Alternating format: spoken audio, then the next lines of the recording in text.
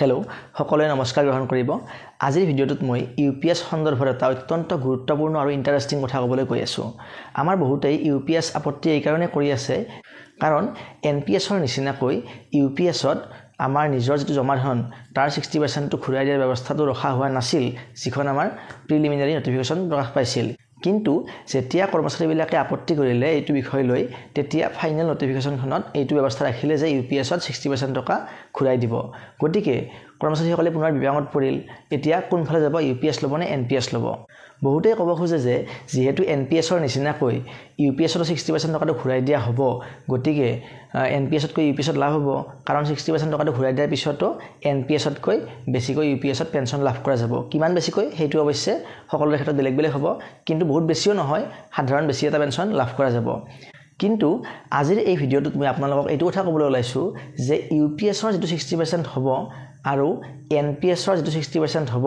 তাৰ মাজত এটা বহুত ডাঙৰ পাৰ্থক্য থাকিব। পাৰ্থক্যটো এনেকুৱা যে এনপিএছত আপোনালোকে সকলোৱে জানে, এনপিএছত আমাৰ এগৰাকী কৰ্মচাৰীৰ বেছিক প্লাছ দিয়ে 10% জমা হয় কৰ্মচাৰীগৰাকীৰ নিজৰ ফালৰ পৰা, আৰু চৰকাৰে দিয়ে 14%। কিন্তু ইউপিএছত কি হ'ব, 10 + 10 20% হ'ব। এই 4% যিটো পাৰ্থক্য, এই 4%ৰ পাৰ্থক্যটোৱে এগৰাকী কৰ্মচাৰীৰ গোটেই চাকৰি জীৱনটোত এনেকুৱা এটা পাৰ্থক্য আনিব, যিটো পাৰ্থক্যৰ ফলত এনপিএছৰ পৰা অৱসৰ লোৱা কৰ্মচাৰীগৰাকীয়ে পোৱা 60% টকাটো আৰু ইউপিএছৰ পৰা অৱসৰ গ্ৰহণ কৰি পোৱা 60% টকাটোৰ মাজত আকাশ পাতাল পাৰ্থক্য থাকিব। পাৰ্থক্যটো কেনেকুৱা হ'ব এইটো হিচাপ চালে আমি ধুনীয়াকৈ বুজি পাম। গতিকে আপোনালোকে ভিডিঅ'টো অনুগ্ৰহ কৰি স্কিপ নকৰাকৈ শেষলৈকে চাব, তেতিয়া আপোনালোকৰ সিদ্ধান্ত লোৱাতে সুবিধা হ'ব যে আপোনালোকে এনপিএছত থাকিব নে ইউপিএছলৈকে চেঞ্জ কৰিব। এতিয়া মই বাওঁফালে এনপিএছ ৰাখিছোঁ, সোঁফালে ইউপিএছ ৰাখিছোঁ। যদিহে আজিৰ তাৰিখত এগৰাকী কৰ্মচাৰীৰ বেছিক পে' হয় 30,000 ৰুপিজ, 30,000 টকা, আৰু দিয়ে কিমান, বৰ্তমান 55% চেণ্ট্ৰেল ঘোষণা কৰিলে, চেণ্ট্ৰেল কৰ্মচাৰীগৰাকীৰ বৰ্তমান দিয়ে কিমান, 55%। গতিকে 30,000 বেছিক পে'ত দিয়ে কিমান হ'ব, বৰ্তমান 46,500, আৰু 46,500ত যদি 14% গভৰ্ণমেণ্ট কণ্ট্ৰিবিউশ্যন হয় 6,510 টকা হয়, আৰু 10% চেল্ফ কণ্ট্ৰিবিউশ্যনত 4,650 টকা হয়, হ'লে টোটেল 24% যিটো কণ্ট্ৰিবিউশ্যন হ'ব সেইটো হ'ব 11,160 টকা। আৰু এই ছেম বেছিক পে'ত এগৰাকী কৰ্মচাৰীৰ যিটো ইউপিএছত কণ্ট্ৰিবিউশ্যন হ'ব ইণ্ডিভিজুৱেল পাৰ্পাছত, সেইটো কিমান হ'ব, 9,300 টকা হ'ব, 20%, মানে এই 10%ৰ ডাবুল হ'ব, 4,650 পূৰণ 2 কৰিলে এইটো ফিগাৰ পোৱা যাব। কৰিলে এনপিএছৰ কৰ্পাছত জমা হ'ব, এইটো মানে মাহত কি জমা হ'ব, মানে 11,160 টকা জমা হ'ব, কিন্তু সেই একেটা মাহতে ইউপিএছত জমা হ'ব 9,300 টকা, অৰ্থাৎ এটা মাহত পাৰ্থক্য আহিল 1,860 টকা। গতিকে এক মাহত যদি 1,860 টকা হয়, তেনেহ'লে এই বছৰটোত কিমানখিনি পাৰ্থক্য আহিব যে 1,860 পূৰণ যদি 12 কৰা হয়, তেনেহ'লে যিটো আমি এনচাৰ পাম সেইটো হ'ব আমাৰ 22,300, আমাৰ 22,320 টকা হ'ব। মানে প্ৰথম বছৰৰ পাৰ্থক্য হ'ব 22,320 টকা। মানে এনপিএছৰ কৰ্মচাৰী এগৰাকীতকৈ ইউপিএছ কৰ্মচাৰী এগৰাকীৰ ইণ্ডিভিজুৱেল পাৰ্পাছত কি হ'ব, এবছৰত টোটেল 22,320 টকা কমকৈ জমা হ'ব। দ্বিতীয় বছৰত কি হ'ব চাব, এইটো হ'ল দ্বিতীয় বছৰৰ কথা কৈছোঁ মই। দ্বিতীয় বছৰত ইনক্ৰিমেণ্ট লাগিব 3%, বেছিক হ'ব 30,900 টকা, আৰু যদিহে দ্বিতীয় বছৰত দিয়ে হয় 60%, 5%টো এটা বছৰত বাঢ়িব, দুবাৰ দিয়ে বাঢ়িলে, তেতিয়া বেছিক পে' প্লাছ দিয়ে মিলি হ'ব 49,440 হ'ব, আৰু তাৰ পৰা 14% কণ্ট্ৰিবিউশ্যন কৰিলে হ'ব 6,921, 10%টো হ'ব 4,944, আৰু টোটেল 24% কণ্ট্ৰিবিউশ্যনটো হ'ব 11,866, আৰু ইউপিএছত কিমান জমা হ'ব, 20% জমা হ'লে 9,888। গতিকে পাৰ্থক্য কিমান আহিব, 1,978, 1,978 টকা পাৰ্থক্য আহিব এটা মাহত। গতিকে এটা বছৰত কিমান পাৰ্থক্য আহিব, 1,978 পূৰণ 12 কৰিলে কি হ'ব, এইটো হ'ব আমাৰ 23,736। মানে এটা বছৰত, দ্বিতীয়টো বছৰত কি হ'ব, পাৰ্থক্যটো আহিব ইমান টকাৰ কমকৈ জমা হ'ব, আৰু দুবছৰ মিলি অলমষ্ট 45,000ৰ ডিফাৰেঞ্চ আহি গ'ল, 46,000ৰ ডিফাৰেঞ্চ 2 বছৰ মিলি আহি গ'ল। এতিয়া তৃতীয় বছৰত কি হ'ব, তৃতীয় বছৰত আমাৰ কি হ'ব, এই যিটো বেছিক পে' আছে এইটো আমাৰ যেতিয়া 8 পে' কমিশ্যন লাগিব নেক্সট ইয়াৰত, লাগিলে কি হ'ব, 58,710 হ'ব, যদিহে আমি ফিটমেণ্ট ফেক্টৰটো ধৰোঁ 1.9 হিচাপ কৰি। তেনেহ'লে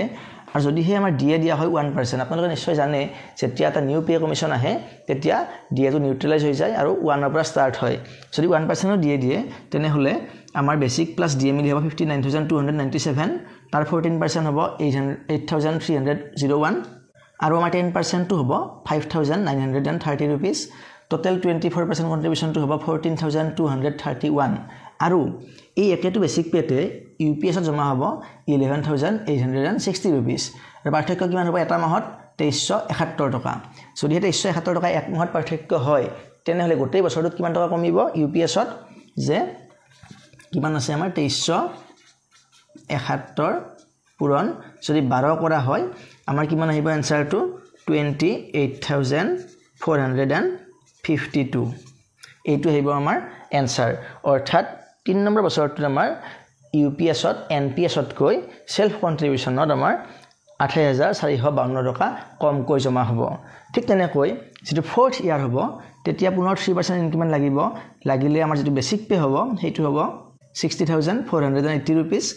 তাৰ যদি 4% দিয়ে লাগে তেনেহলে মই দুটা দিয়ে মই একেলগে হিসাব কৰিছো 4% লাগিলে বেসিক প্লাস ডিএ মিলি হ'ব 62899 আৰু তাৰ 14% হ'ব 8806 10% টো হ'ব 6290 total 24% হ'ব 15096 আৰু এই একেখিনি বেসিক পেতে ইউপিএছ ৰ 20% জমা হ'ব কিমান 12580 ডিফাৰেন্স টো কিমান আছে 2516 টকা গতিকে এটো হল এটা মাহৰ ডিফাৰেন্স হোল ইয়াৰটোত কিমান ডিফাৰেন্স হ'ব এটো 2516 পূৰণ